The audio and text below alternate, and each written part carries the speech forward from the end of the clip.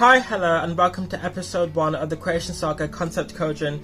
In today's video, we're going to be saving my magic system because I strongly believe it's the weakest point in my story. So, the first book in the Creation Saga is called The Initials, and it's part of the Displaced Angels series. I chose to write Angels because, well, for two reasons. One was that I read a book series that I will be not naming, and I really despised it, and it was it was a book about angels, and it made me realize that angels in like YA kind of story, fantasy stories, I don't really like ever. So I was like, okay, I want to, I guess you could say it was my hubris that made me think, okay, I'm gonna try and write a good angel series, I guess. So it was out of hate and spite, but which is embarrassing to say now, but yeah, that's why I've done that. Now the book starts with a main character, Cloud Jefferson, experiencing another episode, which is a loss of time and memory. He wakes up outside his parents' house in the woods, surrounded by dismembered animals, and he doesn't remember how he got there or what happened, but it's something he's used to, so he kind of shrugs it off and goes home. Before the book started, one of our characters, Freya, she unalived herself, and because Cloud and Freya were really close friends, it's really affected him, and he hasn't really dealt with any of that grief or sadness from that. And because of that, he did a lot of risky things that gained him the attention of a cult called the Church of Babylon. So at the beginning of the book, he is kidnapped by the church and interrogated, not because of what he did before the book started, but because of his heritage, which is an initial. Now, what initials are the creation of Celestium. In this world, Celestium are what we know as angels. So before the book started, Cloud actually burned down one of their churches as revenge for Freya. Freya used to be part of this cult because her parents were part of the cult, and then suffered through years of torment because of the activities that this cult was doing to her. They were like experimenting on her, and because she was born specifically under a blood moon, and so they believe that she has ties to dark evil, and that manipulation is actually what ends up causing her to become what she becomes in the book.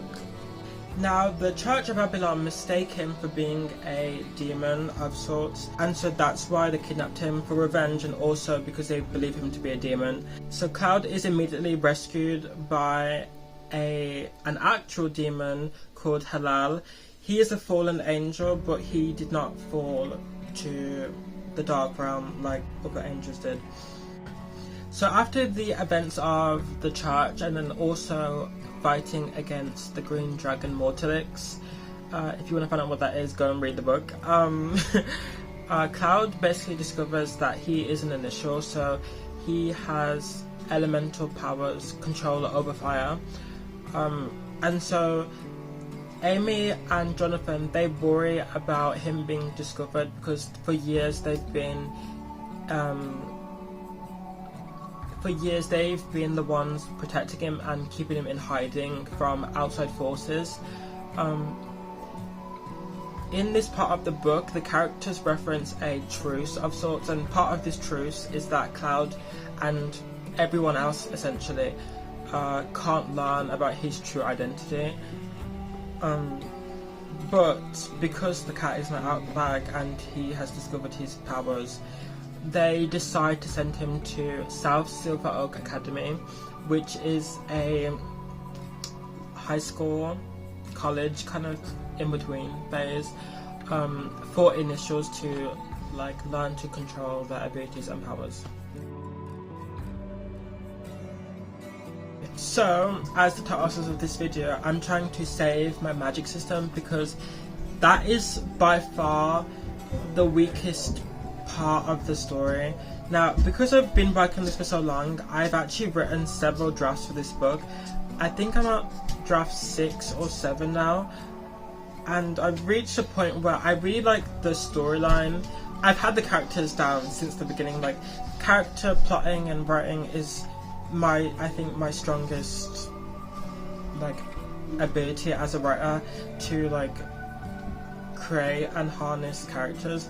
But when it comes to what I've learned, I should say, is that my weakness is definitely not so much magic, but kind of the establishing rules and world building.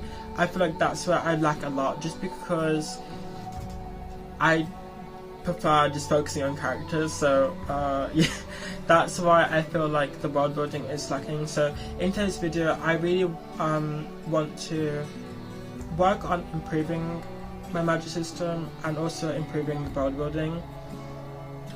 But in today's video specifically, I'm going to focus on the magic system.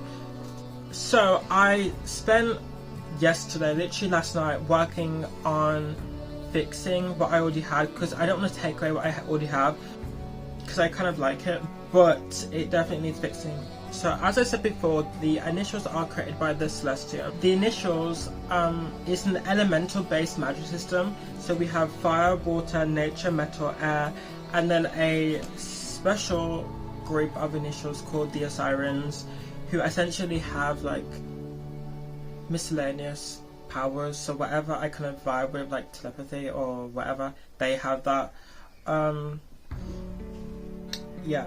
So before I get too deep into magic systems, I just wanted to give a bit of world building so you know what I'm dealing with right now. So we have realms, which there's 9 of them. So far the only ones I've really established are Earth Realm, the Dark Realm, and to an extent the Dream Realm, and the Soul Realm, and the Mirror Realm. Actually, I've done a lot of realms. I haven't directly mentioned them in the book per se, but there's certain things that happen in the book where characters are technically accessing those realms. But for now, the most important one to talk about is Earth Realm and the Dark Realm. Now, we have to talk about the fall. Now, that's in the Bible is the fall of like Lucifer and the the demons in the uprising. I kept that bit in this book, so when I mention the fall, that's kind of what I'm referring to. And during the fall, there were other story beats that I can't get into now, but essentially what ended up happening is that the world was one big kind of puzzle piece, and after the fall, everything kind of shattered into many different pieces. And so we have a character known as the Professor. He works at South Silver Oak Academy, and he's actually the head master, and he is really important in the initial society because he is the only character who can create the capitals. Now, what the capitals are pocket dimensions of the shattered pieces of the universe. And so essentially what he can do is create these pocket worlds, and basically retrieve different worlds that have been lost for ages, kind of thing. And essentially, initials, they exist across the board. Like, they exist everywhere. Like, in all of these different pocket worlds and all of everywhere, they exist everywhere. They're known to be everywhere. So they have attachments to everything. But there are obviously other beings in my universe who also exist in some of these pocket dimensions, and so if any of them naturally exist in these places, they automatically get a foot into that place. They have political power there, essentially. So organizations such as the Obsidian Order or any of the covens that I have, they have political power in these places because they have a right to protect their own people. You know what I mean? The capitals are pocket dimensions, and so far there's like 100 of them. I haven't got 100, but in universe there's about 100 of them that he's already collected. So the professor's goal is to reunite the universe back to being whole. Now, the professor is part of a small group of people in the book known as the Royals. I guess that's what all I've been referring them to, but maybe the Royal Bloodlines will be the new name I give them. Yeah, so I think there is one royal for each faction, so that's 1, 2, 3, 4, 5, 6. So there's 6 royals for each faction of initial. Then there's also a character known as the Supreme.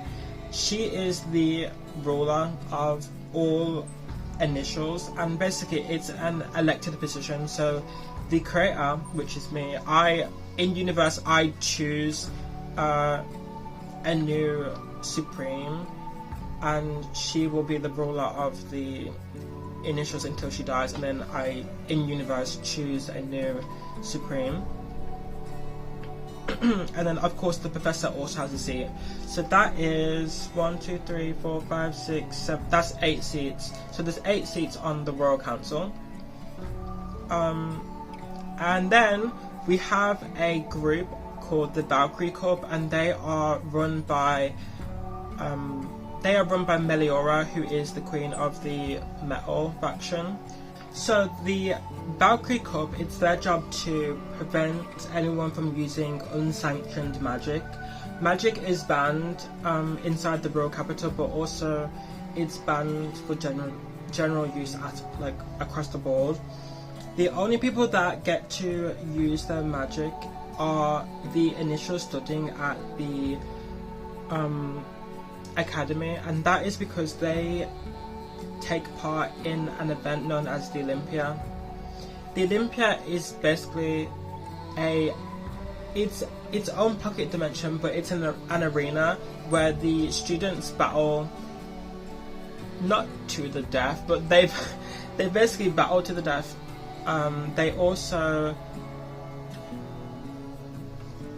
They don't battle to the death, but they burst each other in little games. Sometimes it will be physically just combat heavy. Sometimes it will just be about capture the flag. It depends on what I'm feeling, but essentially it's become a kind of sport. So in the academy, the students take part in the Olympia, but also outside of the school there's professionals that also their whole job is to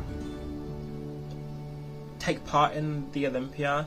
So it's kind of based on football. It's an event, a sport, something to distract people. That's essentially what the Olympia is. And of course, because people can't use magic, it's a kind of way for them to let off steam. How effective that is, well, you have to read the book and see. Shameless plug. Right. As I said before, the magic system was an elemental based magic system, and it was really generic and there was nothing to it, so it definitely needed fixing and changing. I started reading. I'm currently reading 2 people that are a really big inspiration to me. One has been a lifelong inspiration, and the other one is just new. So the first one is, of course, Rick and the Percy Jackson series. I love that series, and Heroes of Olympus is the one I prefer out of the 2 series, but the whole thing, I love it. And what he does really well is lore in those books, and that is something that I'm not struggling to establish in my head. It's on page, and I feel once I write more of this series, that won't be such an issue. That's why I'm not worried about that part of world building. The other person, I mean, that has been a recent inspiration and why I'm redoing my magic system is obviously Brandon Sanderson. I started reading Mistborn, and yeah, that made me. I was already feeling bad about my own, not bad, but I wasn't happy with my own magic system. Then I read Mistborn and I was like, yeah, this is giving me the inspiration to change something. I need to do better, because that is so amazing, and I'm a perfectionist, so I don't want to release a book where I'm not happy with like a big part of the book, which is the magic. So the new rules I've established, the main one, I guess, is that the initials now have a relationship with the Celestium. In the first draft, it was this whole thing where like the initials and Celestium didn't have any contact whatsoever, but in this new draft I've changed it drastically.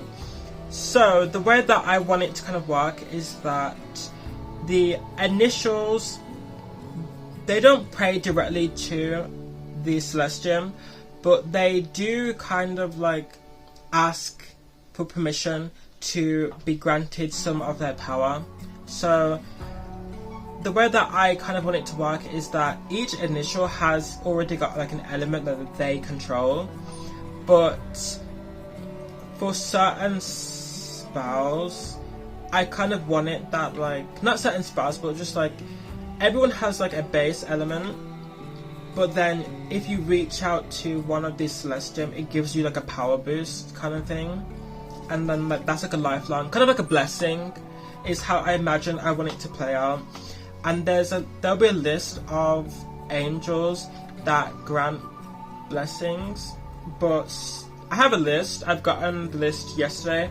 I need to iron out, because I have a long list of it. There's a lot of angels, so I need to like list out and really like delve deep into the magic system there, with like kind of asking like for like, you know what I'm saying, not really, but kind of asking to be granted these like gifts, I guess. It's not even a gift, it's just like a power boost kind of thing.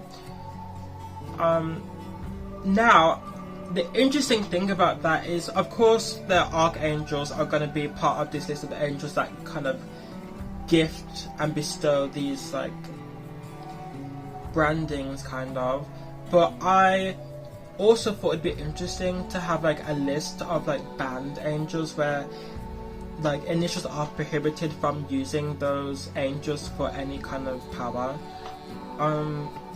That's just the idea that I'm putting, but I definitely want to use it.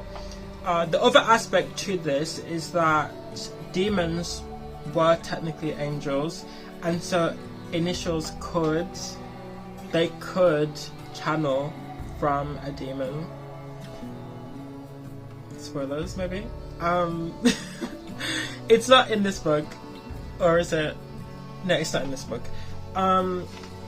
So let's actually get into the changes I've actually made. So the changes I've made is that I've split the magic into 4 parts. Originally I just had enchantments, quick spells, and creation magic, but so enchantments were like spellcasting, kind of like you have to say it out loud. Quick spells were just like elemental manipulation, and then creation magic was literally creating the element and then manipulating it yourself. The only one that managed to survive in a way was creation magic, but I'm getting ahead of myself. So I've split the magic now into 4 parts, and this system is called Aces. Now, the first type of magic is the Arcanist, and so they are now what enchantments were before. So the Arcanist can use spoken and written magic to perform miracles, essentially. Now, I still want to keep it elemental based, so if an initial who has like water as their element, and they do like a enchantment, it has to like in some way involve water. Either it has to involve water, or like the result of that enchantment creates water, or something like that, like it involves water.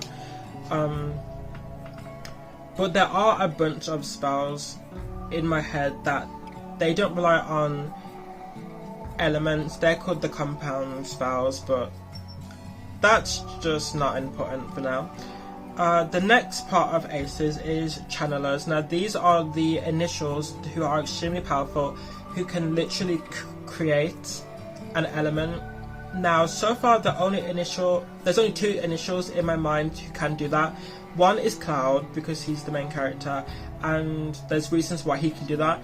And the other is Sky. Now, Sky and Cloud are very important to the story because of their history and their lineages. Sky happens to be a princess of the water faction, and so that's why she's like, incredibly powerful. But also, she happens to be half siren.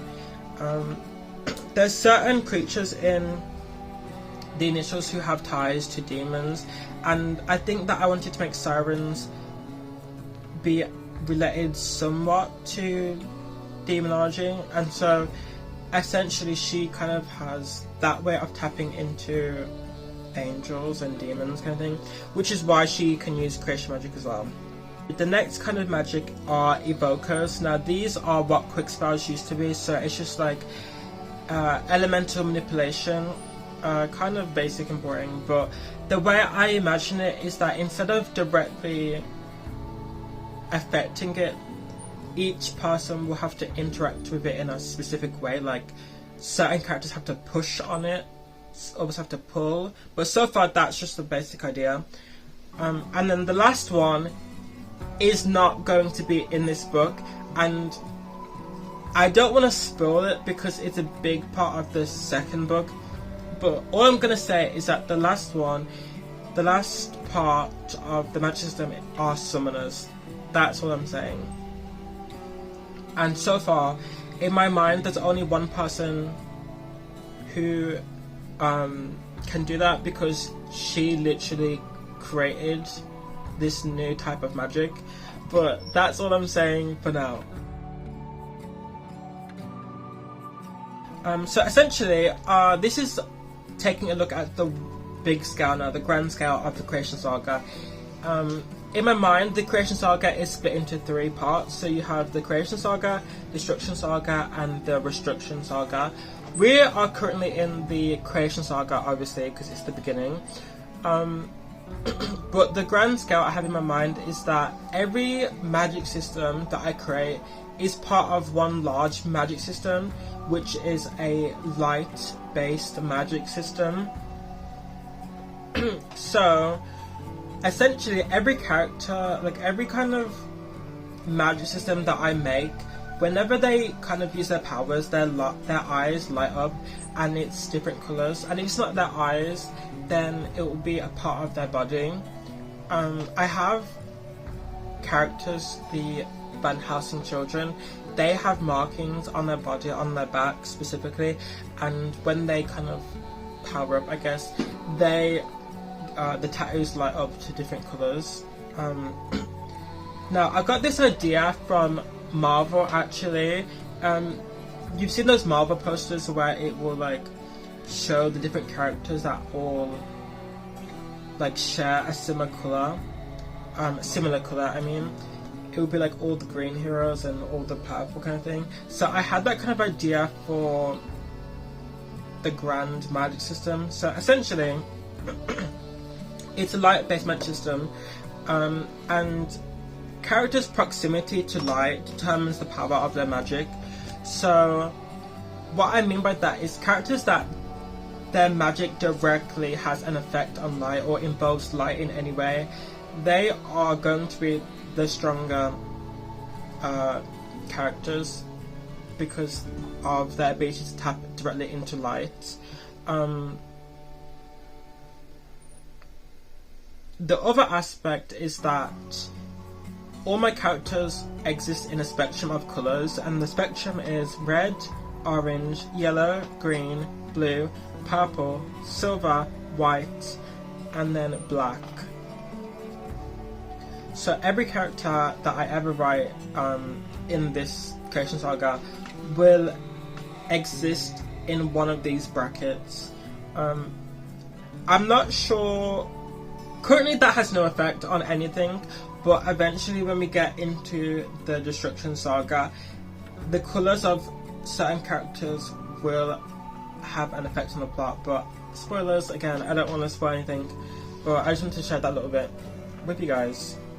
In relation to the initials and how the grand magic system, the light magic system, has an effect on the initials. Any initial who, like I said, any initial who can directly tap into light is going to be stronger. And because they're stronger, of course, they're going to be rarer. So at the top we have fire initials, of course, because why would I not make my main character special? Sorry, that was shady. So yeah, the number 1 would be, of course, fire initials, and then right under that I've chosen to put water.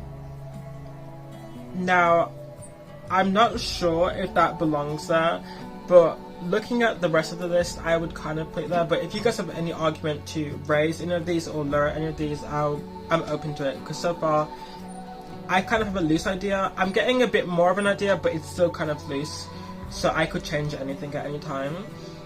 The next on the list is nature. I guess because, you know, nature, there's kind of like a symbiotic relationship there.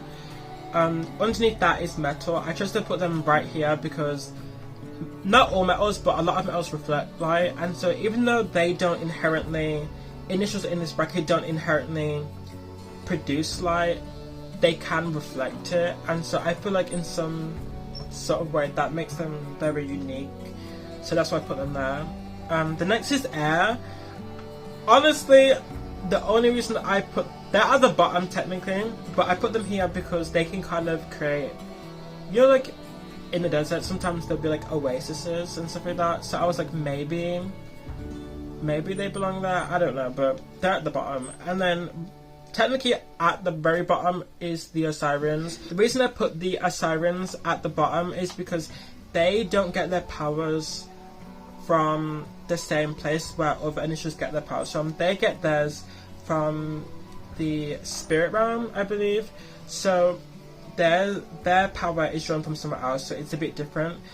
But on top of that, their relationship with the spirit realm also makes their proximity to light stronger, I guess, which is why they have all these weird powers. So for now I put them at the bottom, but realistically they range, because it's a mixed bag of kind of powers in there, they can range from the bottom of the list to the top of the list. It just depends on the character. Okay, so that is the end of the video. Thank you for watching, I guess. So far the ideas I have for next videos are character profiles, because, you know, I love creating characters. I literally have 100 characters. I think it's 130 to 150 characters, which is why I'm going insane. Forgive me if I forget anything, because honestly, I remember like almost everything about my characters, but when it comes to names, sometimes I just get mixed up. Even though I try my hardest to give them unique names, sometimes I'm a mess. So I forgot to mention, I post on Wattpad, and I made an Instagram account for the Creation Saga, so I might post on there. I don't know what I'm going to post on there, but you know, marketing, I guess. So go follow me on Wattpad, because that's where I will be posting all my stories until I officially publish them, I guess. So yeah, bye! Also, I learned how to draw. I spent 2 years, so if you want me to do some drawing videos for characters, I am totally open to that.